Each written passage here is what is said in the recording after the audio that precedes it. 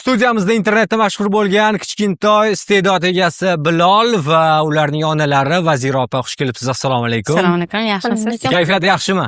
Zo'r. Xo'sh, nima deb o'ylaysiz? Nima sababdan va nimadan keyin men sizlarni studiyaga taklif qilishga qaror qildim? Menimcha shu Yulduz Usmonova bilan uchrashuv murojaatimizdan keyin bo'lsa kerak deb o'yladim. Yulduz Usmonova Namanganda konsert beraman deganlarini Instagram profillariga qo'ydilar. 4-iyun kuni konsert bo'ladi deb. Aha. Undan oldin Bilol Yulduz Usmonovaning ashulalalarini ko'p kuylab yurardi-da. Onamga aytmay, ensi dunyoni vappishi ko'p kuylardi.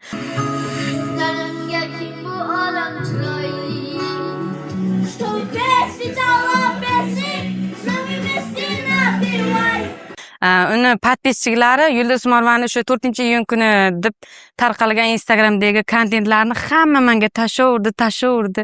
Kechqurun yotsam ham tinimsiz kelyapti shu. Hamma olib boring, Bilolni qabul qiladi dedi. O'zimcha bo'lmagan narsalar aytadi odamlar deb o'yladim-da. O'zimcha ichimda. Ertalab turib Bilol bilan bir murojaat qilib ko'raylikmikin dedim. Bo'ladi-yu, falonchiga murojaat deb bo'ladi-yu. Yulduz Usmonovaga bir murojaat qilib ko'rsang nima bo'larkin? Tim bo'ling Namanganga kelarkanlar yaqingina ekan dedim. Birinchi aytmadim, sirazi kamerani oldim, prosta emotsiyalarni ko'ray dedim-da. Ko'pincha kameram tayyor turadi. Emotsiyalarni ko'ray deb sirazi Bilol Yulduz Usmonova Namanganga kelyapti-ku desam, "Ovaring meni ham" deb mashinaga tushib ketdi. Keyin o'sha murojaatni oldik videoga. Sen bir yetishtoqlarda. Endi menga qara, agar bir murojaating Yulduz Usmonovaga yetib bormasligi mumkin, nimaga desam, Yulduz Usmonova Instagramini admin yuritishi mumkin. Yulduz Usmonova senga like bosganlar, repost qilgani bilan ko'rmasliklari mumkin. Agar sen konsertga bora olmay qolsang, xafa bo'lib menga ming'illab, arazlab yurish yo'q. Tushundingizmi? Haqmi? Arazlagan qiz bola. Endi podpischilik iltimos qilasiz, qadrdonlar deb aytasiz. Qadrdonlar. Mana videoni Usmonovaga jo'natib qo'yinglar. Voy jurum. Ko'rsan, zo'r qilib ashlar. Oy Bilolbek, mana ministr kulturam bo'lajakda. Xudo xolasa, Alloh xayrli umrlar bersin. Ko'rishamiz konsertda Alloh nasib qilsa inshaalloh. Onasi ham gramotni xotin. To'g'ri oldini olib, ana qilyapti. Birga ijro etamiz. Xudo xolasa. Xudo xolasa shu qo'shiqni ijro etamiz. Men bitta achon-achon qilmayman seni. Uncha ham Alloh shirin qilib asal qilib qo'yibdi seni. Alloh umringizni ziyoda qilsin. Ko'rishgungacha.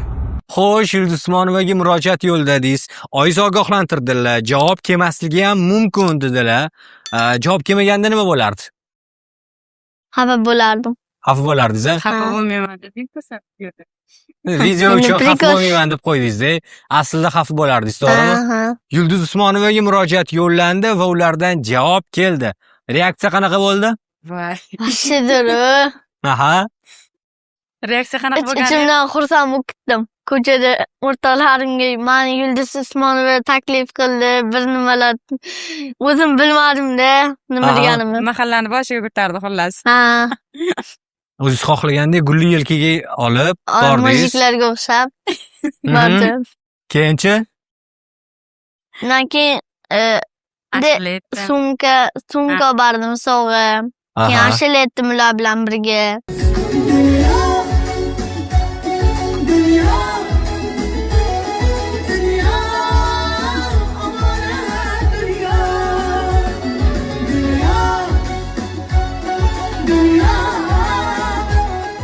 Yulduz Usmonova umuman taniqlilar mana shunday demak 10 ming, 40 ming, 50 ming, 60 ming odam demak diqqatida, e'tiborda bo'lish uchun ancha harakat qilishadi, mehnat qilishadi va o'shancha odam ko'rgandan keyin qaysidir ma'noda juda katta energiya olishadi ana shu tomoshabinlar e'tiboridan va doimiy ana shu energiyaga ehtiyoj seziladi ichki ruhiyatida.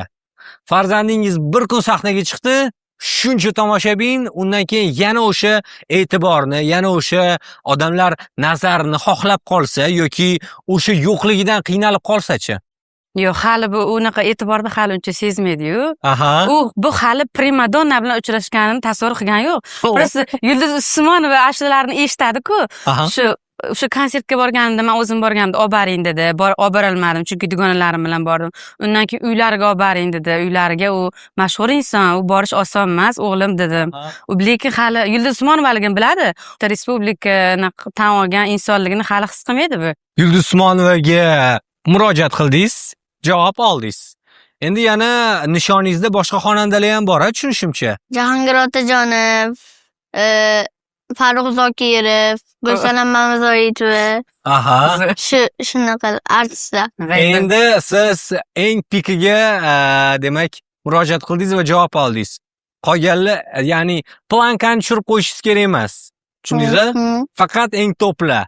Agarda imkon bo'lganda Jahongir Otajonovga murojaat qilgan bo'lardingiz yoki Mashhur Muhammadga? Mashhur Muhammad. Mashhur Muhammadga. U bilan qo'shiq kuylash yaxshiroq Ha. va yoqimliroq, ha? Ha. Tushunarli. Xo'p, demak, Mashhur Muhammad albatta bu videoni ko'radi. Men sizga kafolat berishman mumkin va kameraga Mashhur Muhammadga murojaatingizni aytishingiz mumkin. Mashhur aka, men sizni yaxshi ko'raman.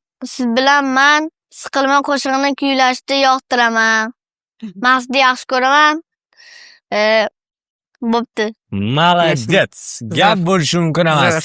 Bilol, sizga katta rahmat, Vazira opa sizga alohida tashakkur. Rahmat, taklif uchun Ijodingizga rahmat. muvaffaqiyat, farzandingiz rohatni ko'rishingizni Ilohim. tilab qolaman va eng asosiysi bugungi kunda hayterlar bor, ammo havas qilayotganlar Juda juda ko'p. Juda ko'p. Sizga omad yor bo'lsin. Tashrif uchun tashakkur. Rahmat. Salomat bo'ling.